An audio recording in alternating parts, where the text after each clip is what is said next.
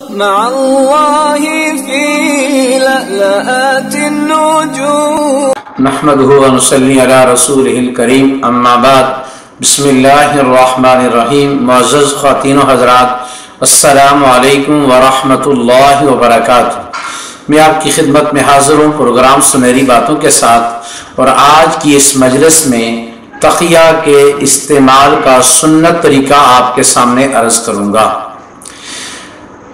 تو معزز خواتین و حضرات، تکیے کا استعمال سنت ہے۔ نبی کریم صلی اللہ علیہ وسلم نے خود تکیہ استعمال فرمایا۔ نبی کریم صلی اللہ علیہ وسلم نے کس چیز کا تکیہ استعمال فرمایا؟ آپ تکیے میں کس طرح بیٹھتے تھے؟ تو نبی کریم صلی اللہ علیہ وسلم نے چمڑے کا بھی تکیہ استعمال فرمایا۔ نبی کریم صلی اللہ علیہ وسلم نے بالوں والا تکیہ بھی استعمال فرمایا۔ نبی کریم صلی اللہ علیہ وسلم نے اصغر گھاس کا تکیہ بھی استعمال فرمایا۔ نبی کریم صلی اللہ علیہ وسلم بسا اوقات اپنی چادر مبارک کو جمع کر کے اس کے اوپر بھی ٹیک لگا لیا کرتے تھے۔ چادر اور کپڑے کا تکیہ بنا کر بھی رسول خدا صلی اللہ علیہ وسلم نے استعمال فرمایا۔ نمبر 2، دوسری بات یہ ہے کہ تکیہ استعمال کرنا کیسے سنت ہے۔ تو تکیے کو آدمی بنیادی طور پر تو تکیہ ٹیک کے لیے ہوتا ہے۔ تکیے کو آدمی پیچھے رکھ کے بھی استعمال کر سکتا ہے، اپنی کمر کے پیچھے۔ تکیہ دائیں طرف بھی رکھنا سنت ہے، تکیہ بائیں طرف بھی رکھنا سنت ہے۔ تکیے کے لیے کوئی ایک جانب یا کوئی ایک جگہ مخصوص نہیں ہے۔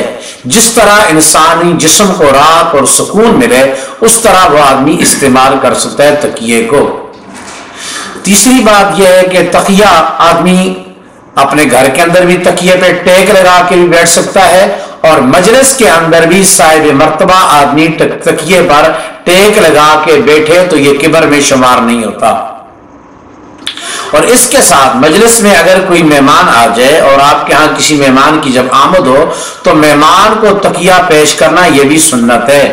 اور نبی کریم صلی اللہ علیہ وسلم نے فرمایا کہ جو آدمی کسی مہمان کو اکراماً عزت کے طور پر تکیہ پیش کرے، تو جب آدمی کسی کو تکیہ پیش کرتا ہے اللہ رب العزت کی ذات اس کی بخشش فرما دیتے ہیں۔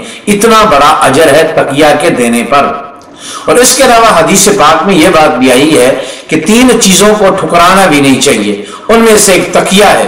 اگر آپ کو کوئی اکراماً تکیہ پیش کر رہا ہے تو اس میں انکار نہیں کرنا چاہیے، بلکہ تکیہ لے کر اس کو استعمال کرنا چاہیے۔ تو تکیہ استعمال کرنا یہ سنت عمل ہے، لیکن اس کے اندر بھی وضاحت موجود ہے کہ آپ علیہ السلام نے کس طرح کا تکیہ استعمال فرمایا اور تکیے کو استعمال کرنے کی حالت کیا ہے، یہ بات بھی آپ کے سامنے آ گئی ہے۔ اللہ رب العزت کی ذات ہمیں ہر موقع پر پیارے نبی حضرت محمد رسول اللہ کی مبارک سنتوں کو اپنا کر زندگی گزارنے کی توفیق نصیب فرمائے۔ السلام علیکم ورحمۃ اللہ وبرکاتہ۔